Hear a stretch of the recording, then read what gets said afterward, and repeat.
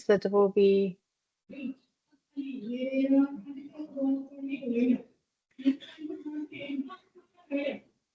Excuse me, can I ask you to mute your microphone, please? We're hearing ambient noises. So I would like to now invite Mrs. Sang-Min Nam to open this this webinar series and the first webinar.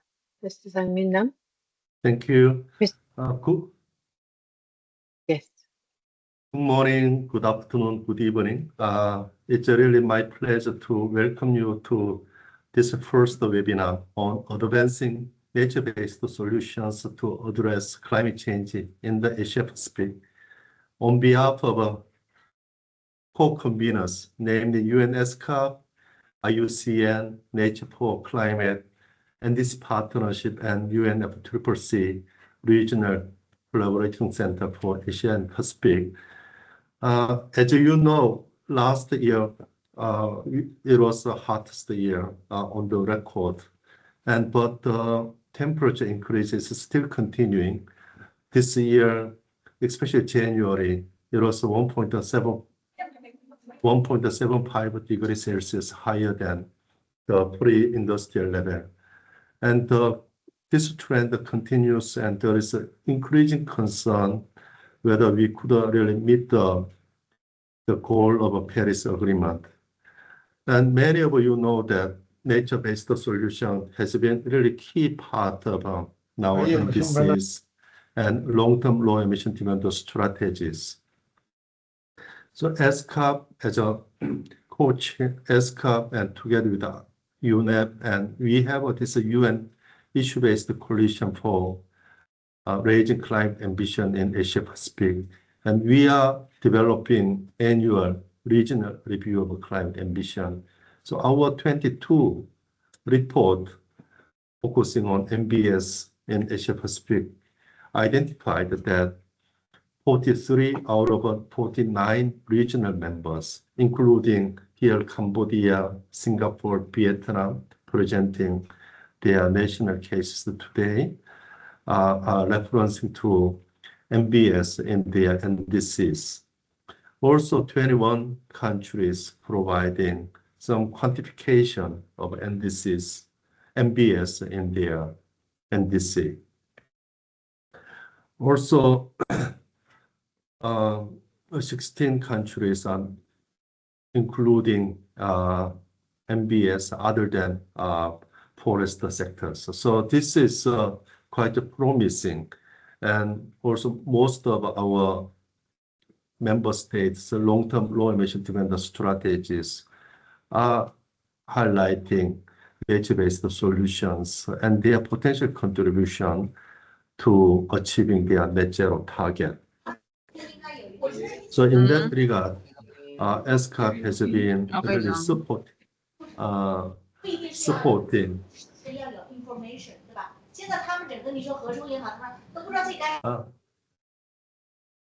For participants, can I remind you to turn off your microphone?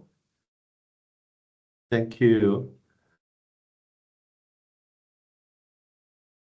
And in this connection, so ESCAP is really committed to supporting regional dialogue, capacity building for MBS in NDCs, but especially for further strengthening nature-based solutions in NDC 3.0. So in that connection, we are pleased that, in collaboration with the IUCN, we incorporated the NDC and MBS into our regional review process last year. And in this process, we identified the need for further scaling of nature-based solution, also providing more detailed guideline on how to incorporate MBS into not only NDCs, but their long-term low emission demand strategies and national climate action, both mitigation and adaptation plans.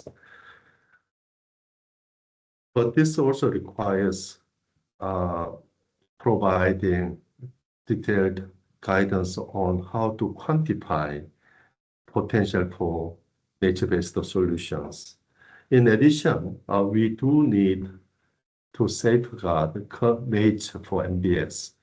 Here, ESCAP is located in Thailand, and during last few months, especially in January and February, we had heavy air pollution due to biomass burning.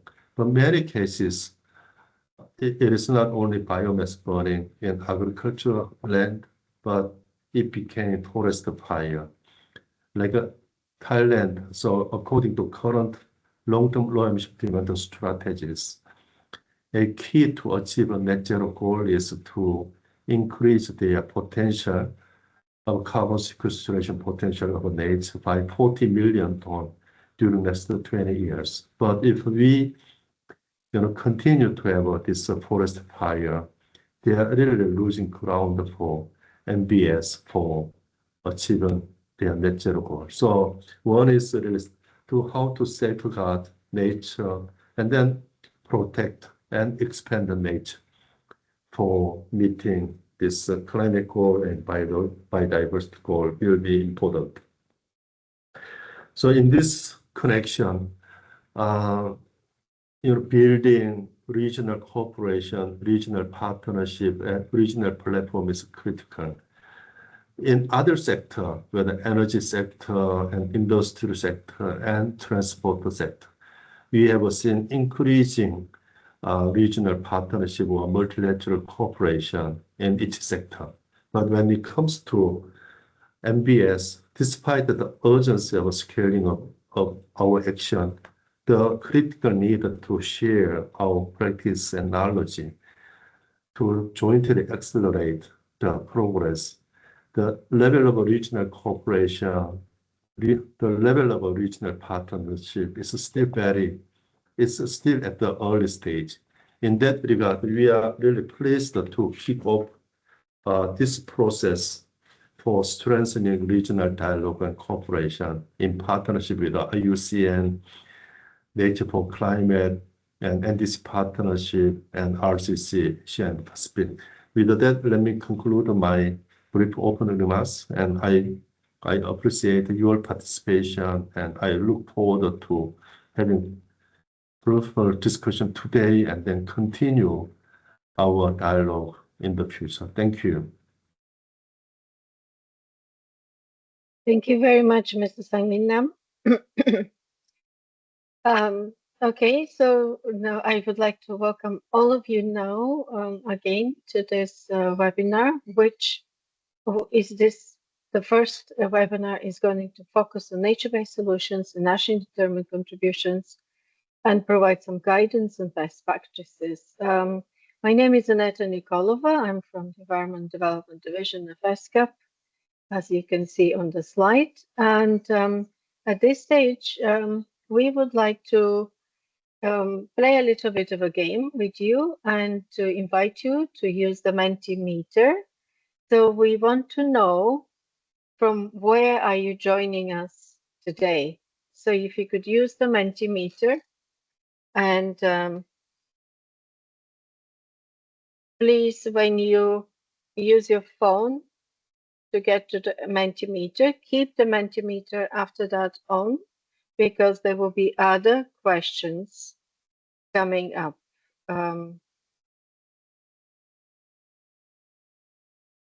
So we know that this is focusing on the region of Asia and Pacific, but we expect colleagues to come from all over the place, all over the world, because this is a topic which is very interesting to everyone.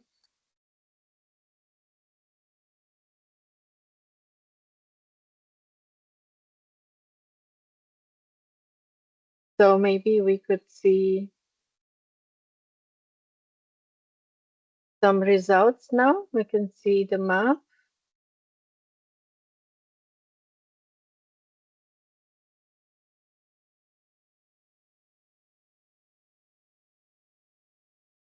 We see now that we have people joining us from the Indian subcontinent, also from China, from Thailand, I believe Indonesia, Philippines, a lot from the Himalayan area. We see somebody from Europe, maybe Denmark, if I'm not mistaken.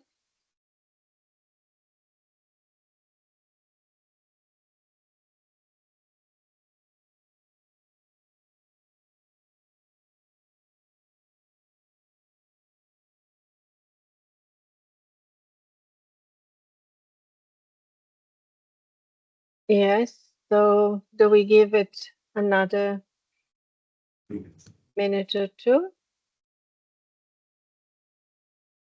to get?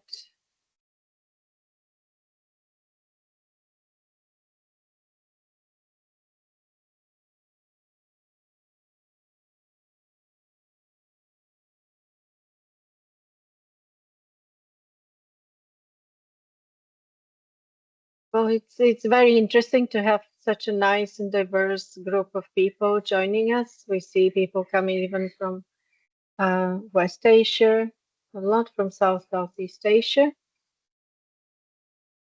Okay, you can continue clicking. While in the meantime, I can invite our first speaker, Ms. Juhi Bansal, who is NDC and LT-led expert from the United Nations uh, Regional Office on Climate Change. So she will be giving us an overview of the processes and the differences between the NDCs, the so-called first generation and second generation, third generation that we're developing now, and some overview on the place of NBS in it. But Juhi, I can give you the floor now. Thank you very much, Aneta. Good morning, everyone. As Aneta said, I'm Juhi Bansal from the RCC Asia Pacific, based here in Bangkok. Lucas, if I can ask you to move to the next slide, please. Next slide, please. Through this brief presentation, I'll take you through the overview of the NDC process under the Paris Agreement, the overview of the global stocktake outcome, the key findings of the 2024 NDC synthesis report, and the guidance for the 2025 NDCs. Next slide, please. So the ambition cycle is the bedrock of the Paris Agreement. It's been designed and agreed to by parties to contribute towards achieving the collective long-term goal of the Paris Agreement over time. And this is a 5-year cycle with certain recurring elements, such as the nationally determined contributions that we refer to as the NDCs, the biennial transparency reports that we call the BTRs, and the global stocktakes, which are the GST. A lot of acronyms here. I'm sorry, please be patient. You'll hear these a lot. The ambition cycle begins with the NDCs. These are the national climate pledges or national climate action plans that countries submit to the UNFCCC, which outline how countries will contribute to the Paris Agreement's long-term goals of limiting global warming to 1.5 degrees Celsius or well below 2 degrees Celsius. And through their NDCs, countries outline their commitments to reduce emissions, adapt to climate impacts, and build resilience to the climate impacts. They also provide information on the means of implementation that are needed to achieve the country's commitments to this process. And the countries are required to update their NDCs every 5 years, and each new NDC should be more ambitious than the previous one. So the next round of NDCs with the 2035 targets is due this year. The Enhanced Transparency Framework, which is the ETF, then comes in. Under the ETF, countries regularly report on the progress on their previous NDC commitments through their BTRs. And in this way, the NDC and BTR is almost an interlinked process.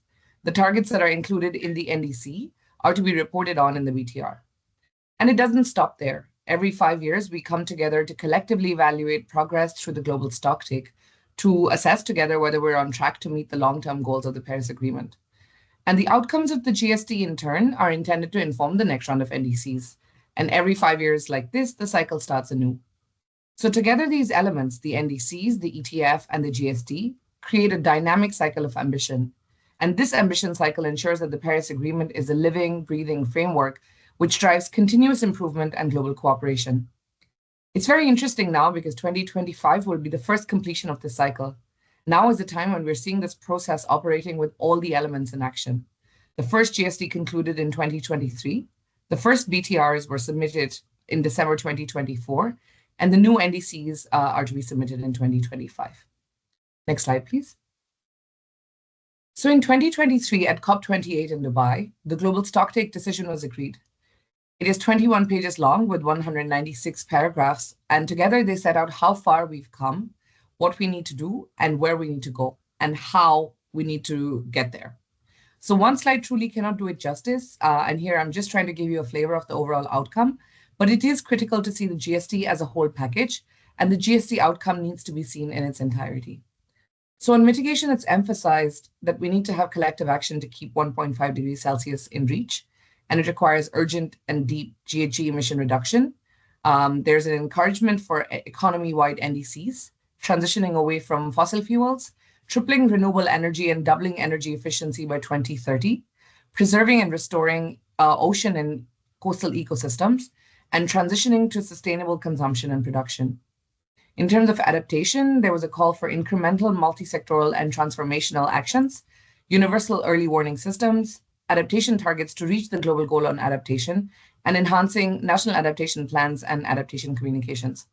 In terms of means of implementation, the decision focused on scaling up mobilization, looking at the $100 billion commitment, doubling adaptation finance, supporting the new collective quantified goal on finance, which of course happened at the last COP, and looking at the technology implementation program and enhancing the capacity building support. There was also focus placed on averting loss and damage and data management, as well as advancement of just transition and consideration of response measures.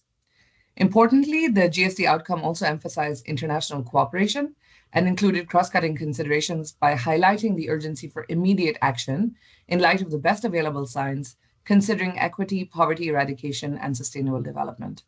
Next slide, please. So here the GST outcome notes that despite progress, the GHG emissions are not in line with the temperature goal of the Paris Agreement, and unfortunately, the time is running short. Our current NDC commitments, which of course is based on the last cycle, which was the NDC 2.0, if they're fully implemented by 2030, they still put us in the red area, where the trajectory that we need to be on is the lower green area. So the new NDCs that are being submitted and continue to be submitted throughout this year will be critical to bending this curve. This is the really important element of the Paris Agreement that will allow us to change course and address and implement the outcome of the global stocktake. Next slide, please. So the 2024 synthesis report by the UNFCCC Secretariat notes that the latest available NDCs of the 195 parties imply an increase in global GHG emissions in 2030 compared to 2010 of about 8.3% and a decrease of 2.6% in 2030 compared to 2019 levels. And this is in contrast with the reduction levels that are required by 2035 compared to 2019 that are identified by the IPCC AR6 report as being compatible with keeping the global temperature increase below 1.5 degrees, which would be about 60%, or with 2 degrees, which would require 30% reduction. So we basically need to significantly increase efforts because current mitigation actions and policies are simply not sufficient. In comparison with the 2023 NDC synthesis report, there's almost stagnant ambition for 2030, but we do hope to see a lot more based on the new NDCs that are to be submitted.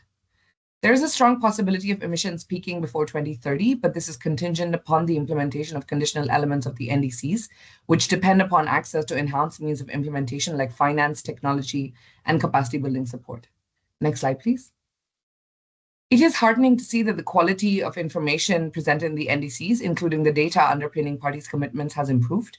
Most parties have economy-wide targets in their NDCs now, with more parties having moved to absolute emission reduction targets.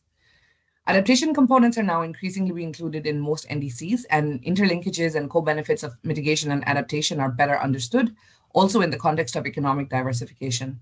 Most NDCs now contain information on some or all means of implementation, although the structure and depth of this information does vary significantly. We're seeing that parties are now increasingly indicating their use of voluntary cooperation under Article 6 of the Paris Agreement, especially since it's been operationalized at the last COP.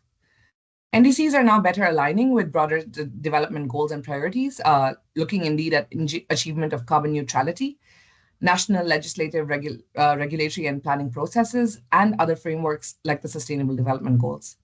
We're also seeing that non-party actors and stakeholders are becoming more involved in the NDC planning and implementation processes, And parties are also increasingly recognizing gender integration to enhance ambition and effectiveness of their climate action. And importantly, also just transition is a key theme that's driving the implementation of NDCs. Next slide, please.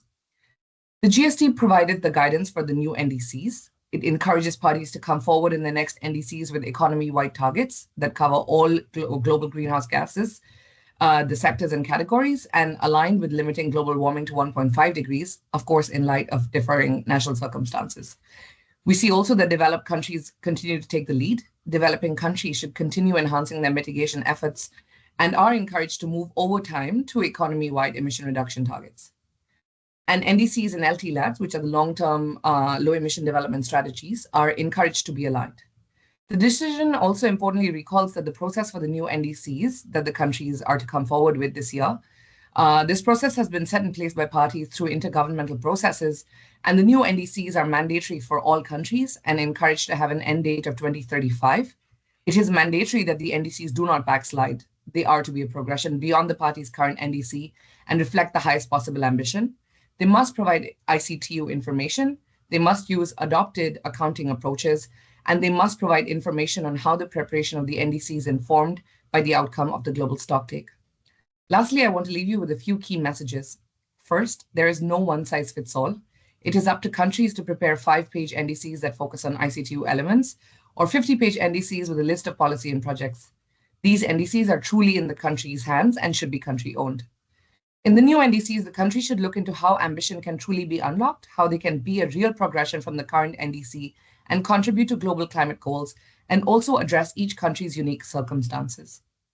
Secondly, NDCs do not stand alone. They're closely linked to other elements of the ambition cycle, such as GHG inventories, the BTRs, the global stocktake, domestic policies and measures, which all the countries are already preparing. These should all feed in and inform the next NDC.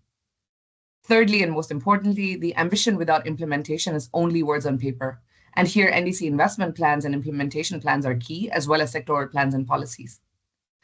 Partners, including the UN system, are ready to support countries in their efforts and deliver on the needs and priorities, and the RCC Asia Pacific is ready to help in the region. With that, I'll stop here. Thank you very much. Aneta, back to you.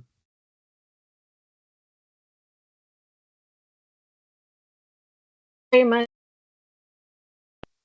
Thank you very much, Juhi. This was a very, very comprehensive presentation, and definitely there is a strong link with the BTR as well that has been submitted, and many countries are now developing their BTRs at the moment. So thank you very much for this. It was an overview and a guidance and kind of advice to future preparation of NDCs. Also, I would like to mention to all of you that after you have questions, if you have questions on the presentations, we will have another 2 presenters. So please kindly use the chat box where we will monitor and try to collect your questions. And thank you very much for those that have been started already to reflect on what nature-based solutions mean to them. We will want to show this as a transition to our next speaker. And we see now that participants are very smart, and without any ado, they already have started putting their ideas. We see mangroves, ecosystems, adaptation mitigation, very interesting, community participation, respect for indigenous rights, very important part.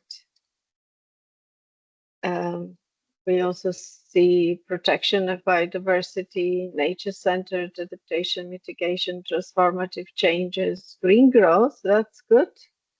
Green growth is resurfaced. That is very good.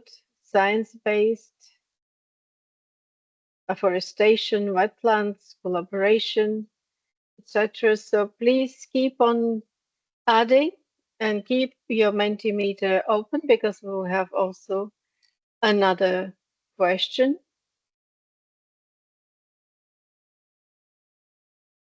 It is very interesting to see all the inputs. and in the center is ecosystems and biodiversity. Yeah, so you could continue adding your points of view into this. We could, if we have a minute or two, we can show this slide again at the end, the closing of the webinar. And now I want to give the floor to our next speaker, who is Dr. Sandeep Sengupta, Global Policy Lead on Climate Change from IUCN. Sandeep, the floor is yours. Great. Thank you very much, Aneta, and good morning and good afternoon to all of you. As Aneta mentioned, I lead IUCN's global policy work on climate change. I'm based at the IUCN headquarters in Switzerland. So I was probably one of the dots that you saw in the first Mentimeter screen of our colleagues who are joining from Europe. Next slide, please. So in today's presentation, I'm going to be focusing on how countries can incorporate and enhance the use of nature-based solutions in their 2025 NDCs, or nationally determined contributions, that Juhi explained before. I'm going to be focusing on three broad areas. So before getting into NDCs, I wanted to give an overview of what nature-based solutions are, and the benefits that these solutions can provide for climate change. Then I wanted to share a little bit about the policy uptake of nature-based solutions that we have witnessed in the last few years. And finally, I wanted to explain a little bit about the new guidance that IUCN and other partners in the Nature for Climate Coalition released last year on how countries can integrate nature-based solutions more strongly within their NDCs. Next slide, please. So what are nature-based solutions? It was really interesting to see from the responses that we received from the Mentimeter poll that was just held on how different people and countries and agencies and entities perceive nature-based solutions.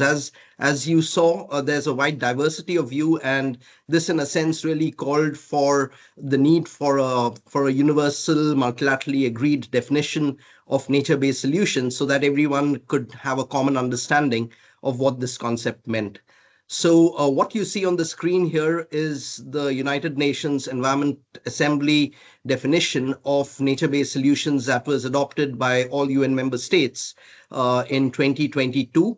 Now, this built very much and very directly on a definition that IUCN had adopted on nature-based solutions in 2016 at its World Conservation Congress in Hawaii that brought together its 1,400 members from across government, civil society, and indigenous peoples organizations.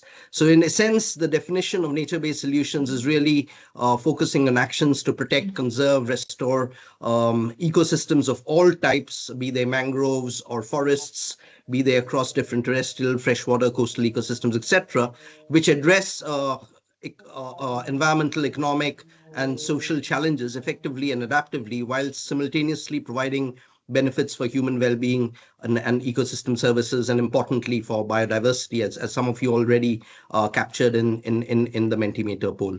And what you can see on the screen also are a range of images just to give you a sense of the breadth of what nature-based solutions encompass. So it can be from primary forests, protection of primary forests, to conservation of mangrove ecosystems, to agroforestry systems, to urban ecosystems, to wetlands such as peatlands, as well as grassland ecosystems. So it encompasses a wide range of ecosystem types. Next slide, please.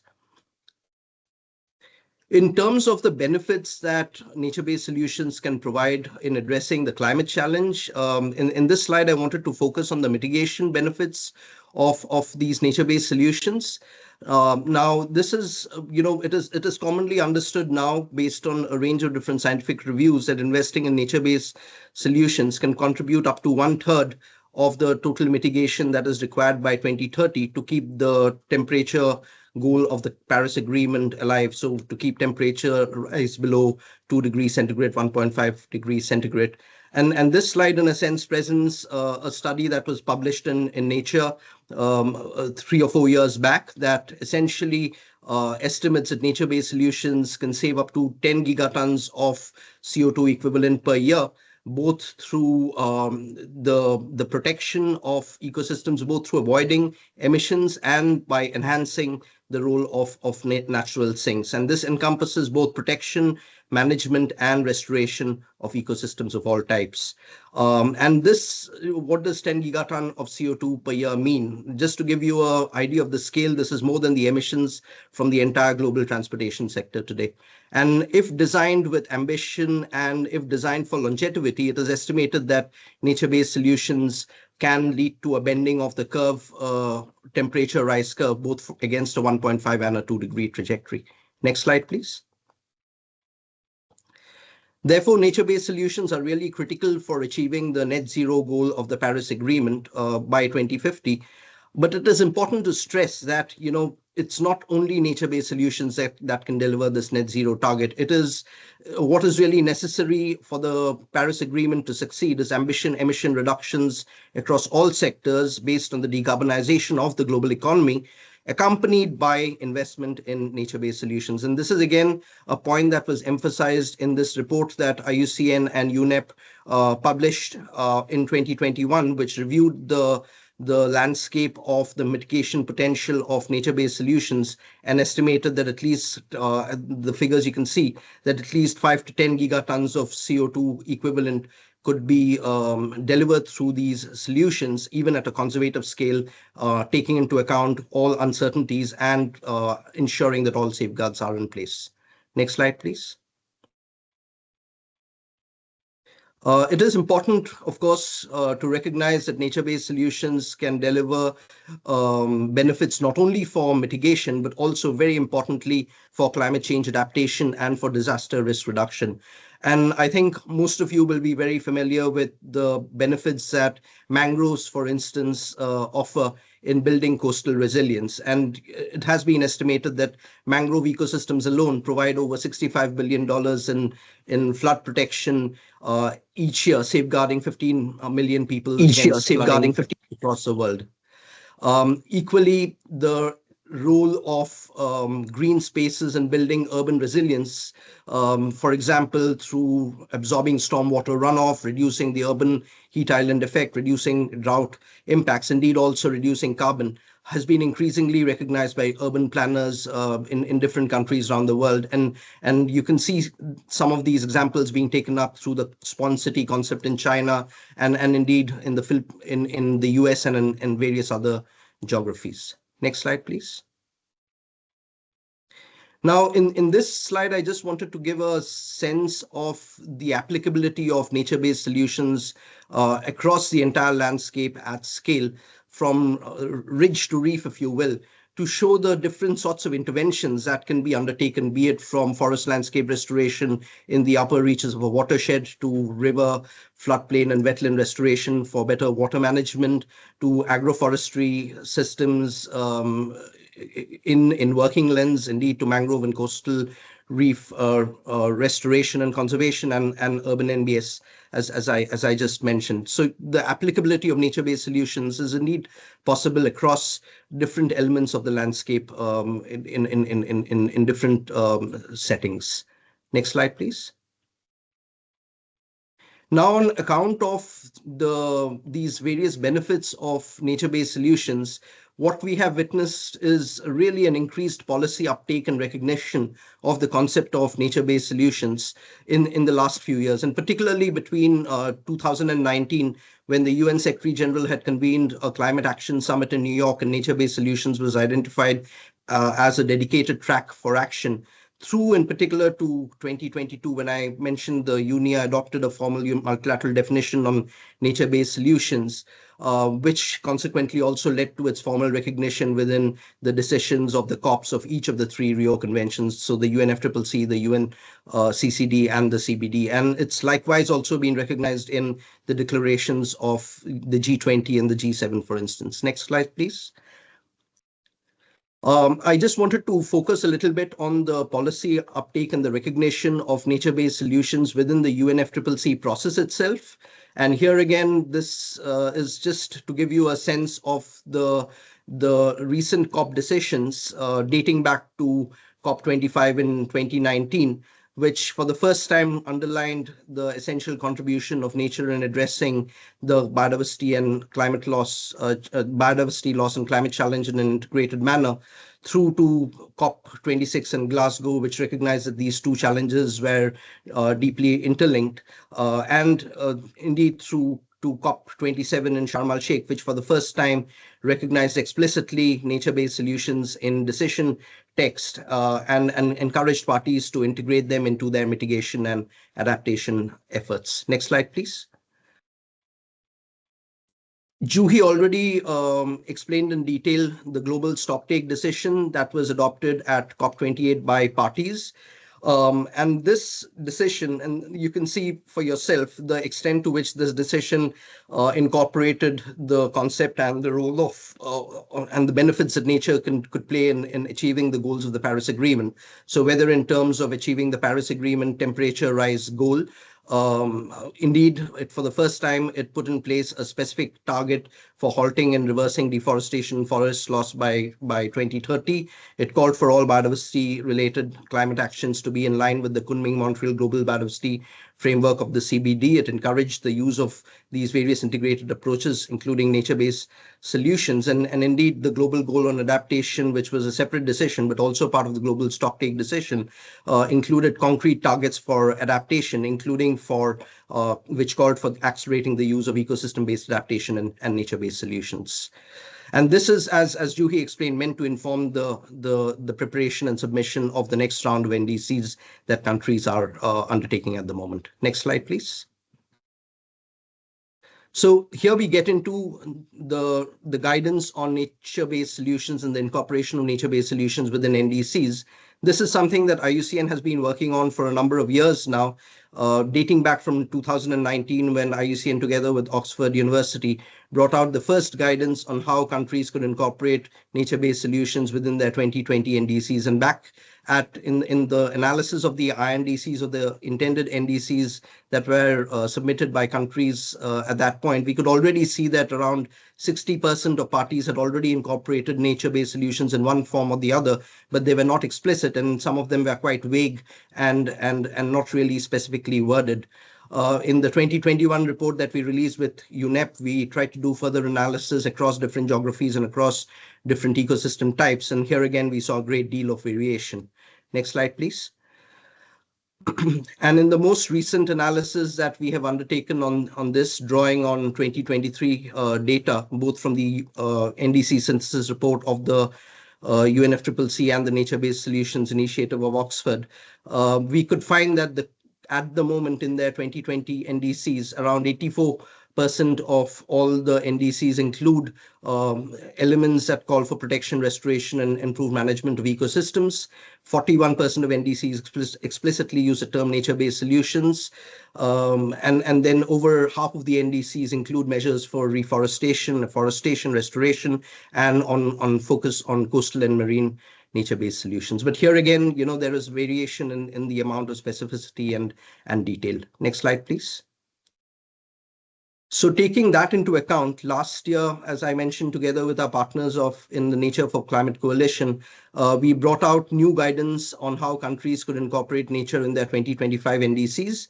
This is meant to be a practical guide for governments who are working on their NDC 3.0 preparation, and for civil society and academic and research institutions that are supporting them in this process. This guidance incorporates the global stocktake outcomes on nature that I just referred to. It recognizes, as Juhi did, that all countries have different entry points in this process.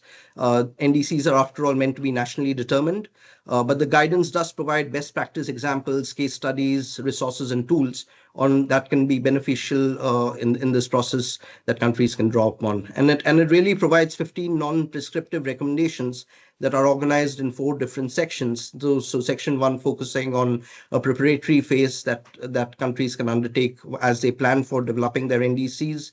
A second section that focuses on strengthening the inclusion of nature in their NDC target setting, whether it's on mitigation, adaptation, or loss and damage. A third section on cross-cutting considerations, and a fourth section on implementation and financing. And I'll quickly go over these right now. Next slide, please. So in the first section, there are 5 steps, and here again, the 15 steps, they offer a step-by-step guide, but it's not required that countries follow a step-by-step process. So countries can, in a sense, pick and choose from this guidance based on what is most useful for them and the stage of the NDC preparation that they are in at the moment. But the first preparatory stage really, in a sense, calls for developing a whole of government approach as well as a whole of society approach to in the construction and preparation of these NDCs. It calls for basing the future NDCs on an assessment of current progress that has already been made on their existing NDCs. It calls for identifying some of the most suitable entry points that each countries may have depending on their own situation, and also for collecting and refining the information that is needed for strengthening the inclusion of nature, including the latest science and including indigenous and traditional knowledge systems. Next slide, please.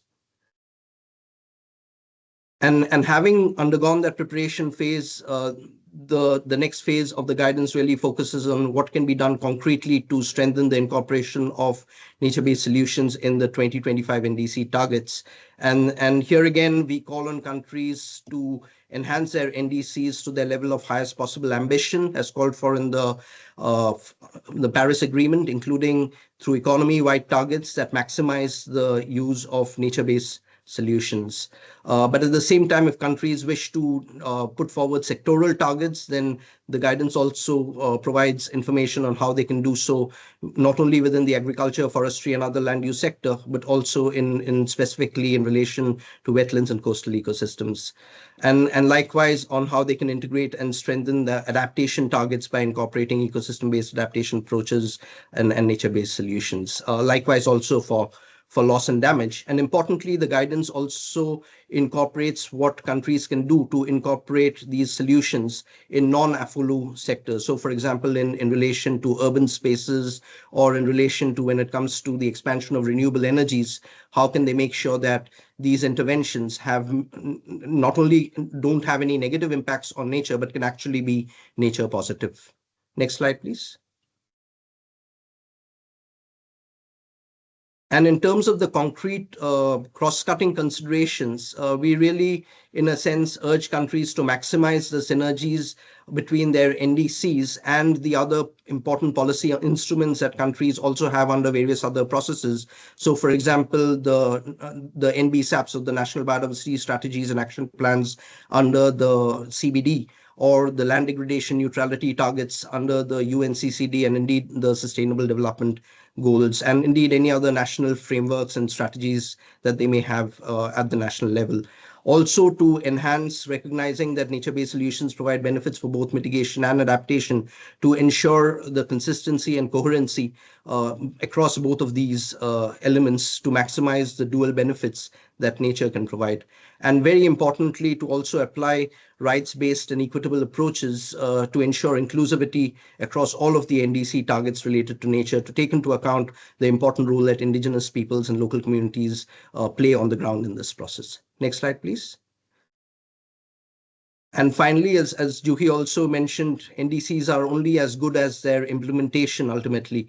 And therefore, it really calls for, even in the NDC development phase, to communicate the means of implementation and the support that countries expect and or need to effectively deliver on the NBS targets that they include in their nature-based solutions, whether it's conditional or unconditional, and to what extent that support is needed.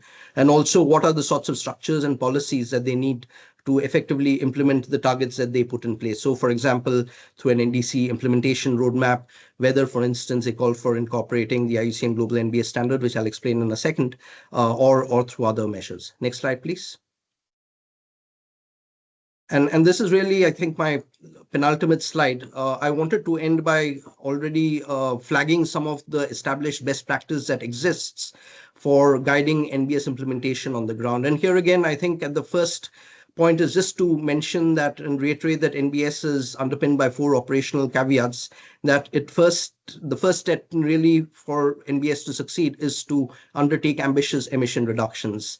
Then to ensure that countries conserve and protect existing ecosystems, and then Third, to ensure that NBS interventions are socially responsible, taking into account the needs of local communities, indigenous peoples. And four, that they are ecologically responsible in a sense that they ensure net positive biodiversity impacts in the end. And here again, IUCN has prepared and developed specific guidance through the IUCN Global Standard for Nature-Based Solutions, which includes 8 criteria and 28 indicators that can help countries to actually assess to what extent their interventions are actually nature-based solutions or not. Next slide, please. And this is just a final slide with additional resources. I'd like to acknowledge our partners in Nature for Climate with whom we developed this guidance.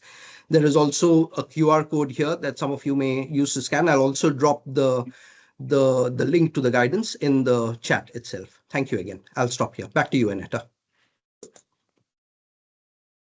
Thank you very much, Sandeep, for this very comprehensive and very interesting presentation. And we got a lot of questions also in the chat, but because of the structure of the webinar, we would be taking those a bit later. And I thank to all participants for very active participation. Now, as a transition to the next speaker in our webinar, I would like to invite you to kindly respond to this question on the Mentimeter, which is what are the best opportunities for integrating NBAs in your national determined contributions 3.0, the new generation one.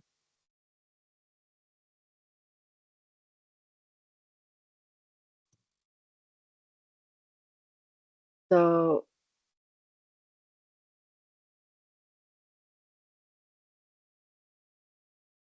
very interesting. Yeah, someone responded that they're from Switzerland. I believe this was on the previous, on the first question.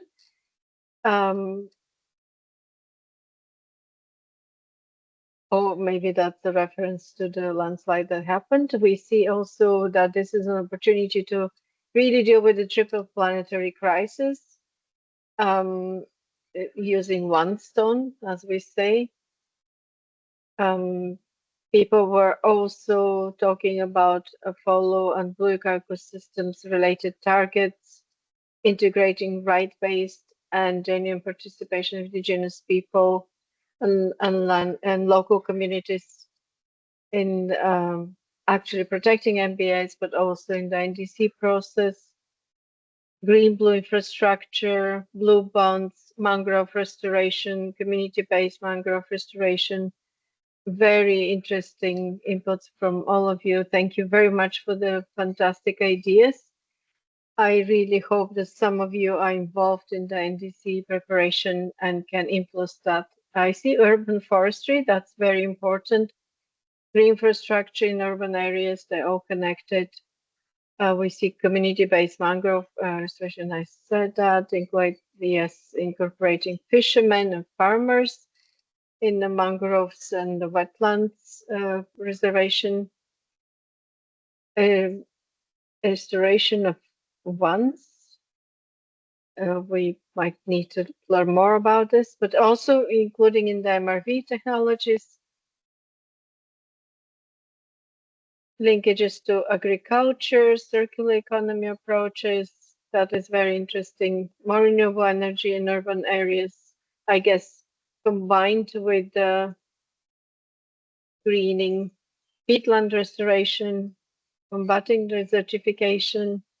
Finance comes a couple of times, sustainable agriculture.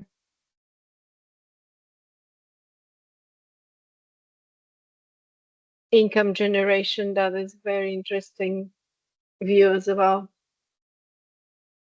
So this sustainable agriculture links to agroecology, social responsible, etc. Okay, you can continue adding, and we will move now to our next speaker, who is Mr. Sirtak Turhal, who is the country engagement expert from NDC Partnership. Sirtak, the floor is yours. Thank you, Aneta. Good morning, good afternoon, everyone. I'm happy to welcome you on this session on nature-based solutions in NDCs. I would like to talk about global and Asia Pacific trends. I'm a country engagement specialist from NDC Partnership. Next slide, please.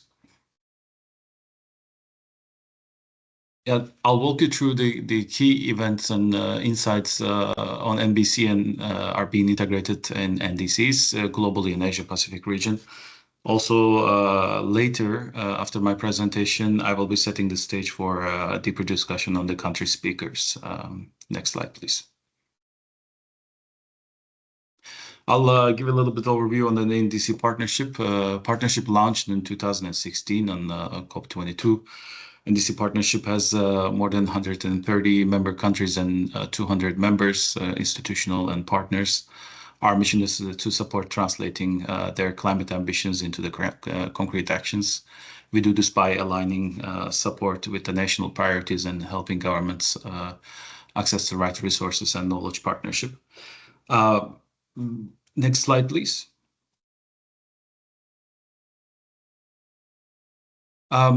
We worked through the three key mechanisms: the country engagement, which provides tailored in-country support; knowledge and learning, which creates disseminating insights; and access to finance, which helps mobilize climate finance. And nature-based solutions are, of course, increasingly reflected across all three sectors. Next slide, please. And next slide, please. Yeah. I will talk about the trends now. The nature-based solutions provide a powerful opportunity to tackle both mitigation and adaptation. They deliver co-benefits for biodiversity, livelihoods, and climate resilience, especially for vulnerable communities. And from the NDC partnership side, we see that growing interest from countries to integrate nature-based solutions into NDCs, both as a cost-effective climate solution and as a pathway to sustainable development. As you see that we have over 130 member states and 96 of them have included, I'm saying, various levels of MBS into their NDCs. And there's, of course, a positive trend, and this is both reflected in the global arena and Asia Pacific region. Maybe one thing that needs to be highlighted here, despite the potential on urban areas and wetlands, and it's rarely included in the requests that we are receiving from the countries, and only 15% of MBS-related requests explicitly mentioned in NDCs. Next slide, please. The global trends. So as I mentioned earlier, NDC partnership works with a matchmaking mechanism that we work with the countries. They send us the requests, and we match this request through our partners. So far, we received over 6,700 requests, and NDC partnership between our starting point, which is October 2017, and now until now. Globally, 509 of them, which is 7.6% related to nature-based solutions. And out of 130 countries, 65 of them signatory has incorporated various level of nature-based solutions into their NDCs. And nature-based solutions related requests are nearly equally split between project support and technical assistance globally. Next slide, please. This was the global trends, and if you look at the Asia Pacific, 35 NBS nature-based solutions related requests were submitted out of 802 total requests were received from Asia Pacific region. Notably, over 90% of them are technical assistance, which is higher than the global trends. There's a strong demand capacity building in this region. This chart reflects. Adaptation remains the most common entry point, and followed by a cross-cutting request that links nature-based solutions with sustainable development. This shows that the nature-based solutions are more, the Asia Pacific countries are a little bit more on the global trends. Next slide, please. The MBS-related requests across the activity types, the countries are asking the range of support, of course, from us, designing nature-based solution projects, developing MRV systems, enhancing institutional capacity to implement MBS. But we see that there's a growing recognition that without robust implementation tools, the nature-based solution ambition is in the NDCs may not be materialized. If you focus that almost all sectors we received some kind of request from Asia Pacific region, but of course the most is from the follow sector. Next slide, please. To sum up a couple of points that I would like to highlight, that there's a strong political will to embed nature-based solutions into national climate strategies. This is globally and Asia Pacific region also. This is quite highlighted. And however, implementation remains challenge. Of course, former forests dominate the narrative, but broader ecosystem needs attention, and we must do more on aligning MBS with biodiversity and land restoration goals.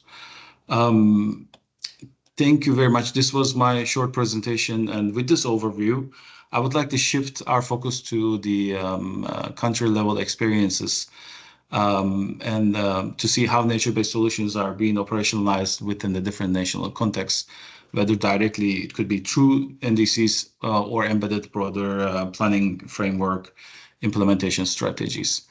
The next session will feature 3 insightful presentations from Cambodia, Vietnam, and Singapore.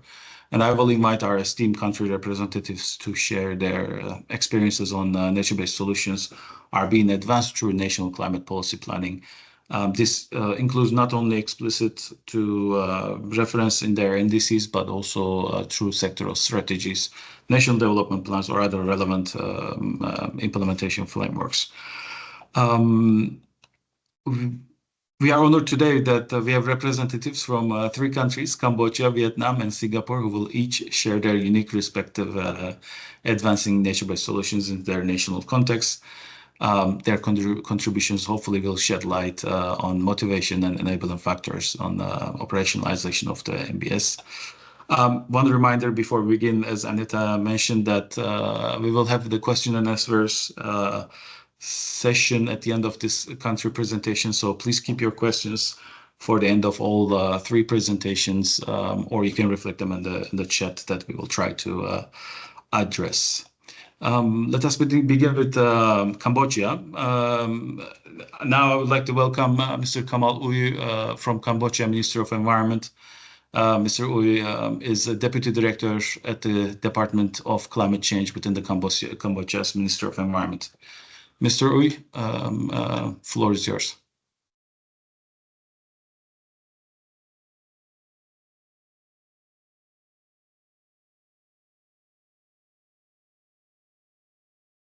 Mr. Uy, can you hear us?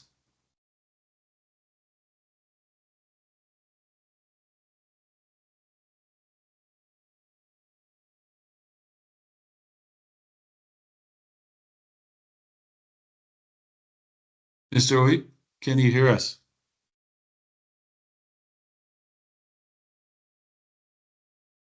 I can see him in the meetings, Ritash, but maybe we can message him. Till then, we can. Yeah, I will do that. Maybe in the meantime, we can maybe move on to the Vietnam. So until we reach Mr. Kamal Uy, we can now turn to Vietnam.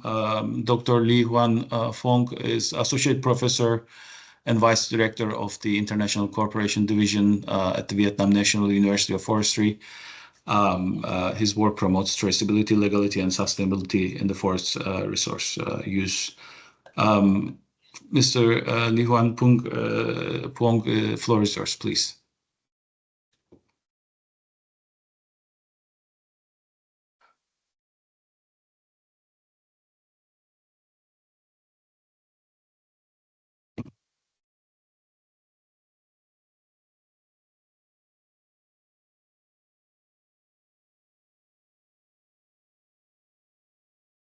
Hope we don't have a connection problem, but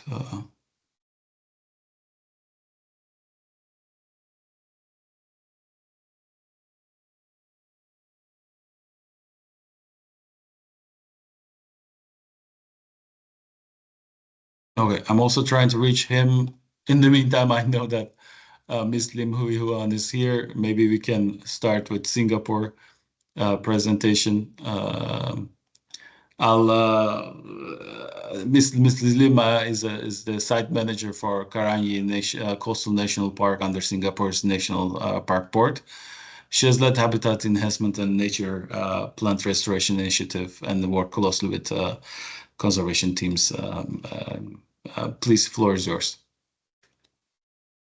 Hi everyone, good morning and good afternoon.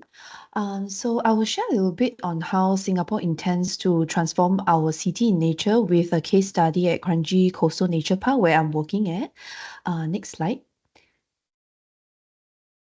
Okay, so I'm actually working under the National Parks Board Singapore. So National Parks is actually a statutory board that is under the Ministry for National Development. And actually, as a nation, Singapore as a whole, we have this Green Plan 2030.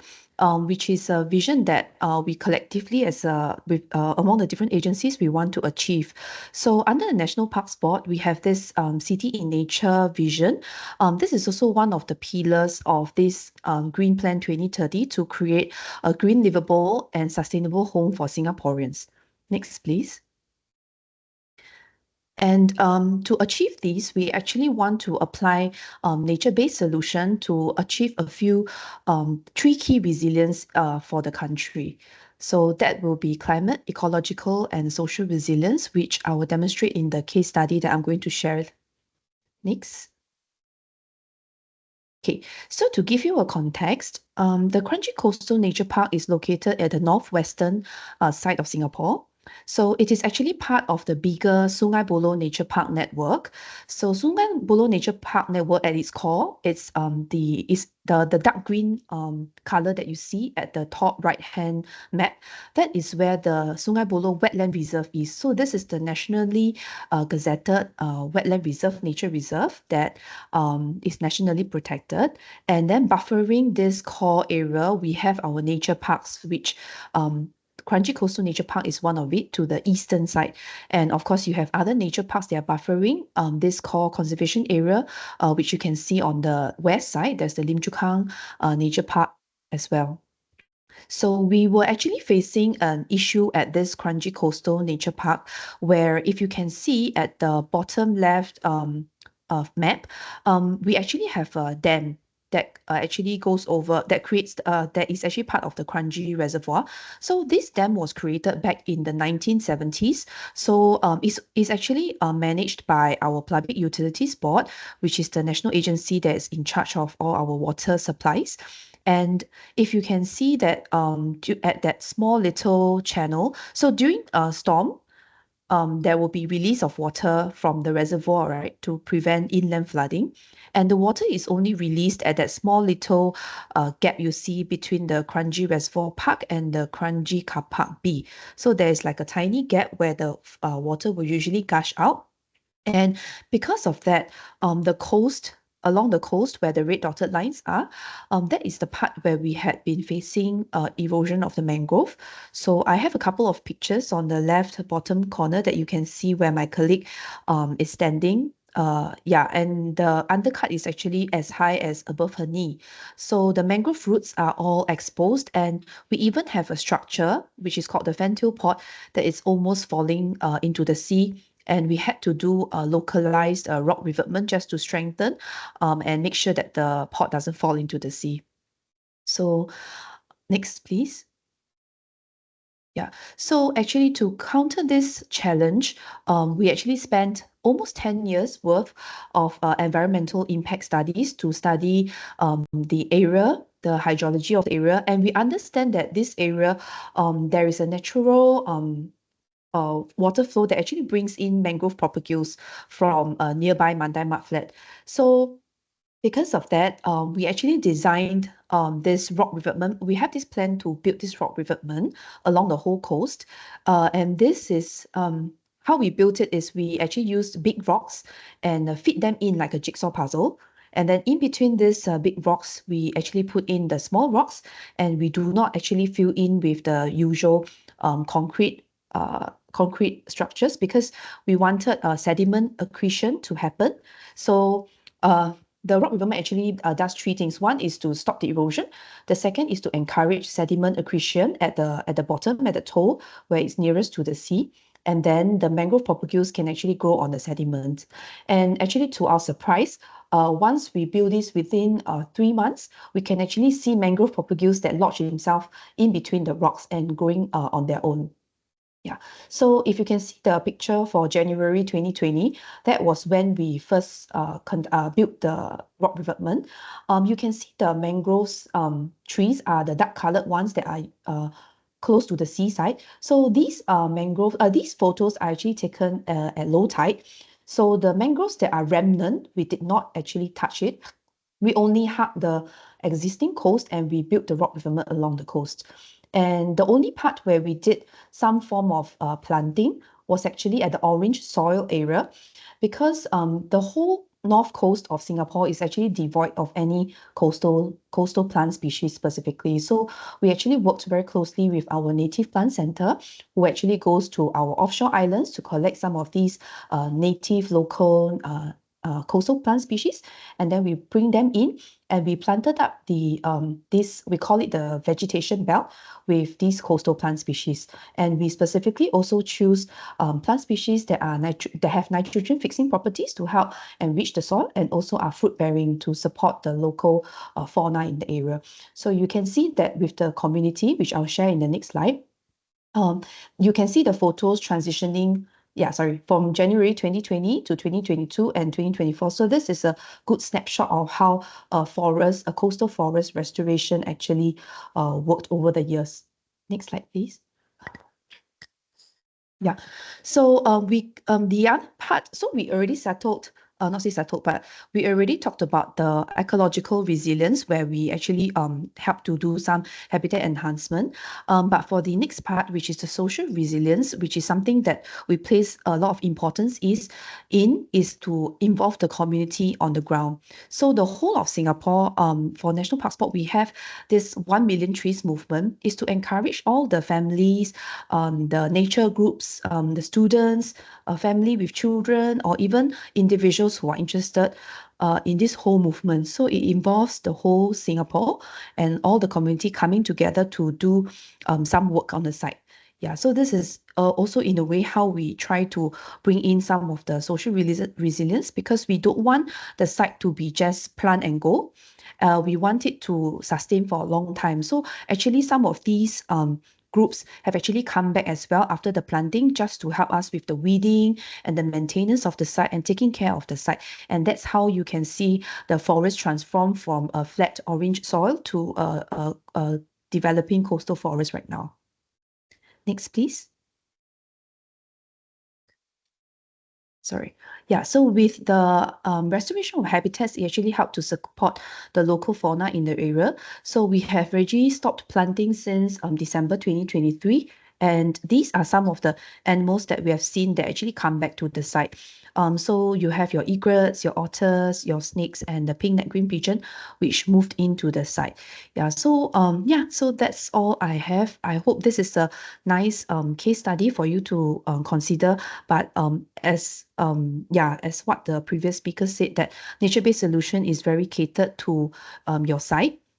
So it has to be customized to your site, and there's no one size fit all. So there's a lot of work needed to actually study your site and understand your site well and find a solution that works for you. Thank you. That's all I have. Thank you very much for this insightful presentation, Ms. Lim. We won, and I believe Mr. Kamal is here with us now, and he will start his presentation again. I'm repeating that he is Mr. Kamal, who is from Cambodia's Ministry of Environment, Deputy Director at the Department of Climate Change within the Cambodia's Ministry of Environment. Mr. Hui, please, floor is yours.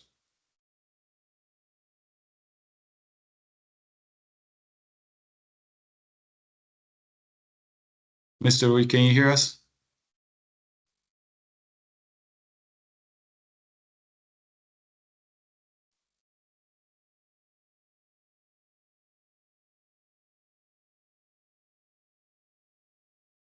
Mr. Oi? We can see you. Yeah. Do you hear me? Yes, we hear you very Yes, well. yes, we can hear you now. Please Thank you. start. Thank you very much. I use earphone, but it doesn't work now. I remove it. It worked well. Thank you very much. Today, I'm my honor to be present to share experience about the nature-based solution into NDC3 on behalf of Excellency Ratha, my DG, as he have urgent agenda. He could not join us. So I would like to apologize on behalf of him. And I have today, I have a, can you move to the next slide, please?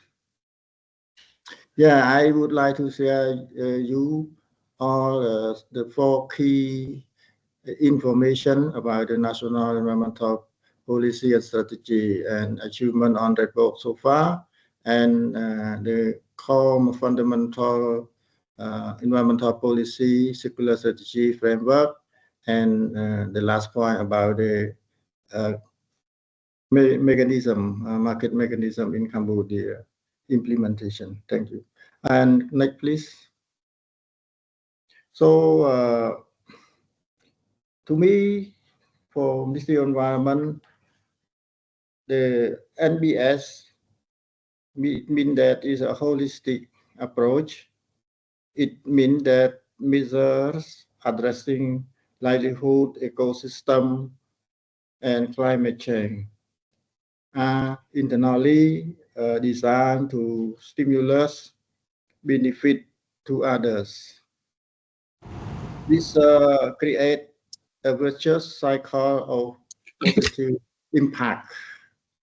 Along this, in order to well integrated into NBS to NDC. So Cambodia have a long holistic history of policy integration from the climate change strategic plan, the first climate change strategic plan, to come up to the INDC, to the long-term strategy for carbon neutrality, and recently we have a Cambodian National Biennial Transparency Report. And for this 7 government mandate, we have just passed the environmental code, which cover all environmental related elements into the environmental activity. And environmental code was recognized and also encourage and integrate into the Pentagonal Strategy Phase 1 of the Royal Government of Cambodia, while Ministry of Environment established the circular strategy on environment from 2023 to 2028 that focusing on clean, green, and sustainable pillar. There are 3 pillars, and I would like to a bit highlight for you all about clean and green pillar in the next step. And recently, also in order to engage private sector for emission reduction activity, Ministry of Environment, the Royal Government of Cambodia also launched Basic Operation Manual. And now we are in the progress stage of the NDC development, NDC 3.0 development, which is focus shaping more to ensure the achievement of climate change target that we set in the national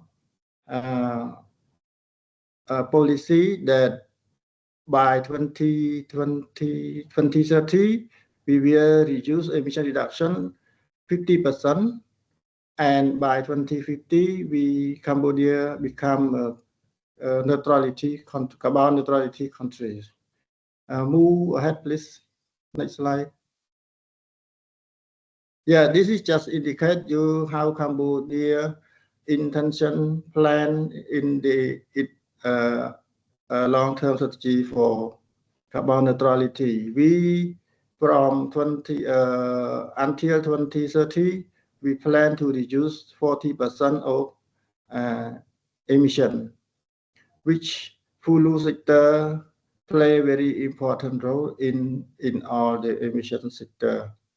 And for to be 50% reduction and in 2030, and to become a carbon neutrality by 2050, Cambodia needs about 650 million in 2030, and to achieve the carbon neutrality, it requires the private sector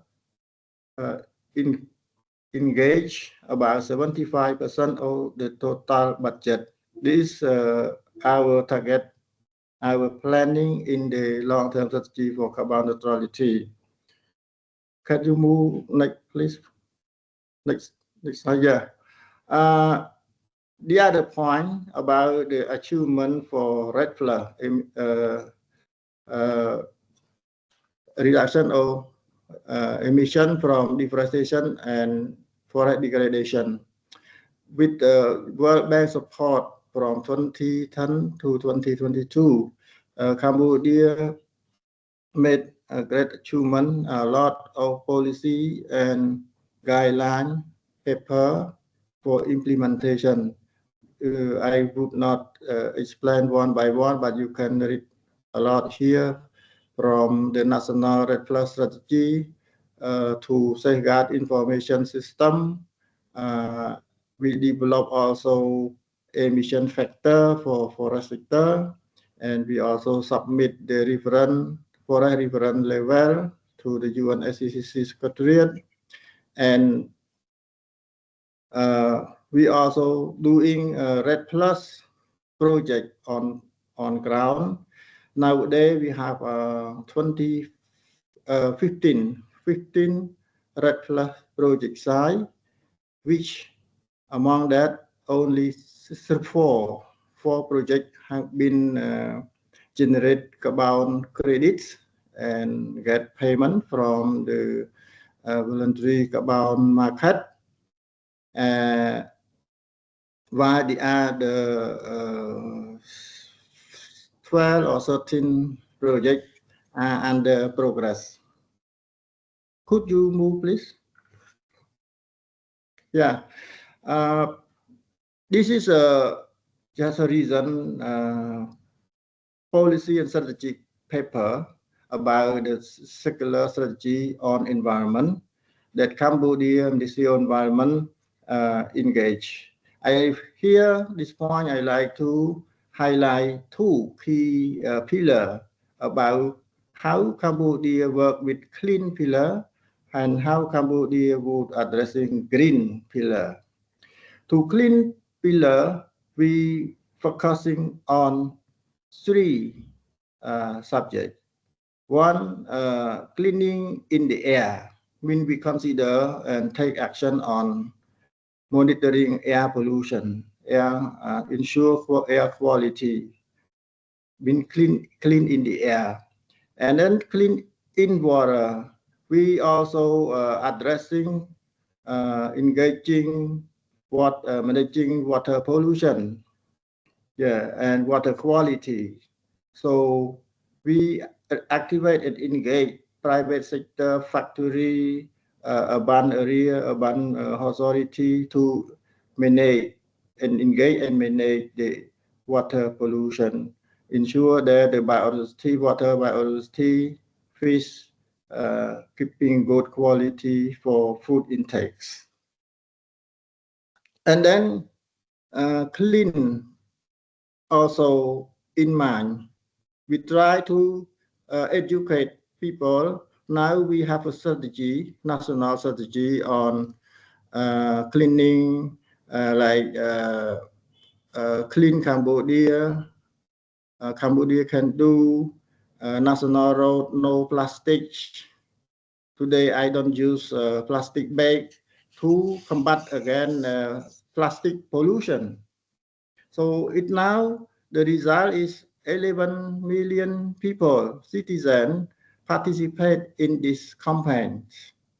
And we keep moving this, transfer it from strategy to movement, to action on ground. On the other pillar about the greening, we are now last year, Ministry of Environment distribute 1 million trees to people, to entity organization who are interested for tree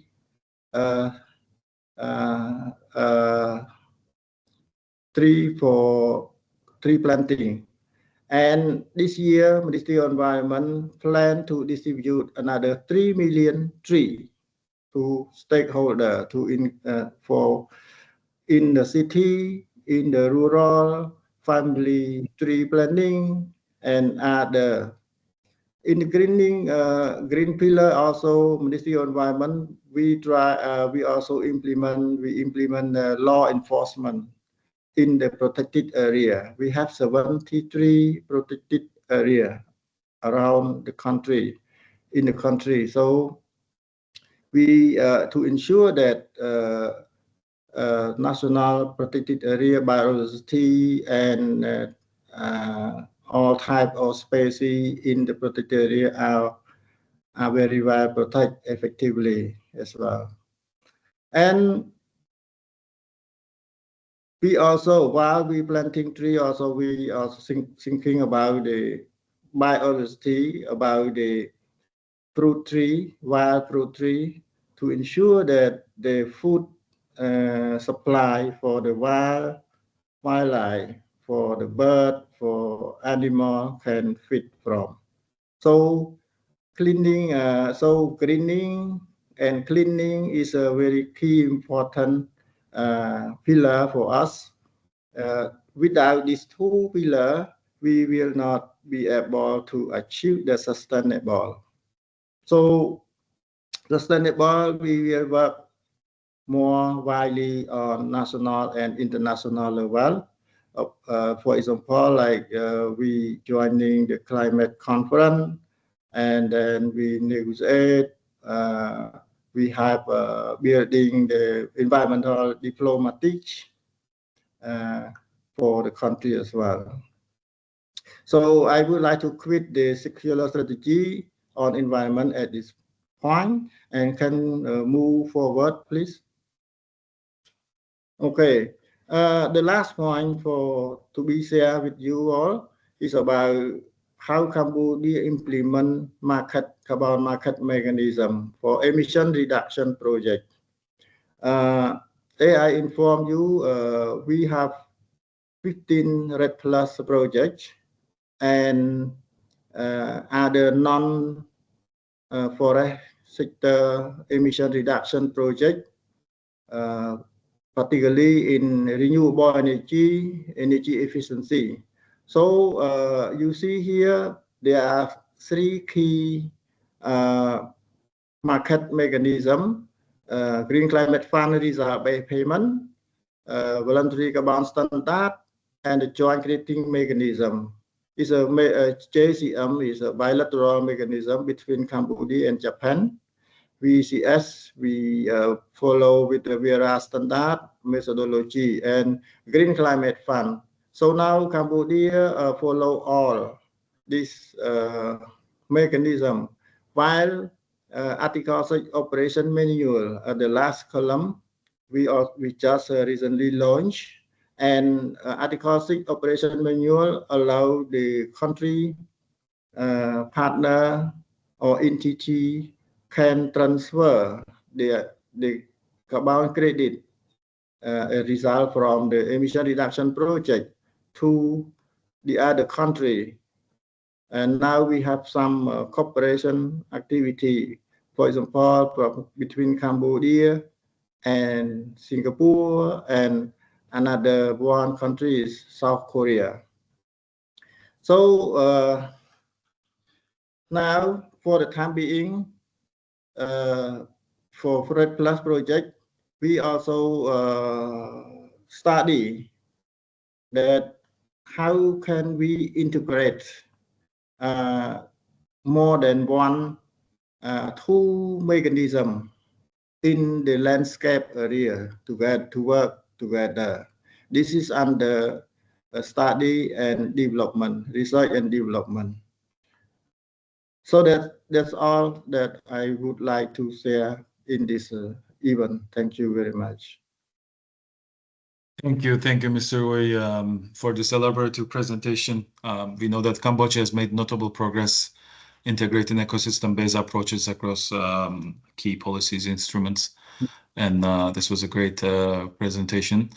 Moving on, that Vietnam has some connection issues, so we will continue. Actually, we don't have much time left for the questions and answers. There were some questions in the chat that our colleagues try to answer. Maybe I can give the floor back to Anita for closing, for introducing the closing remarks. Anita?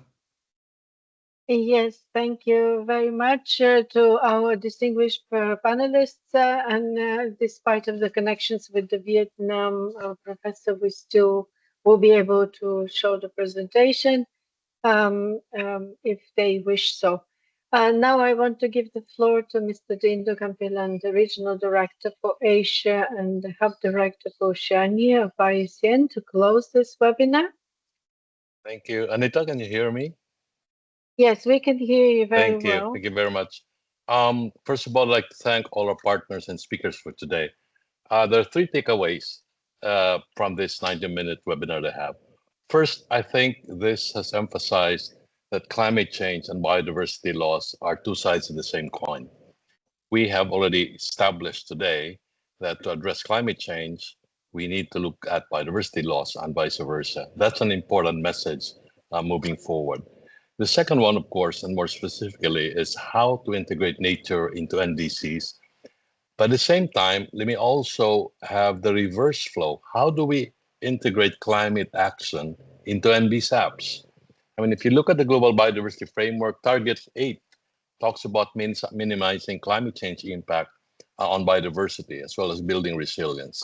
So I think the way to move in terms of integrating nature into NDCs is to also reach out to the other side and making sure that climate is integrated into our national biodiversity strategy and action plans.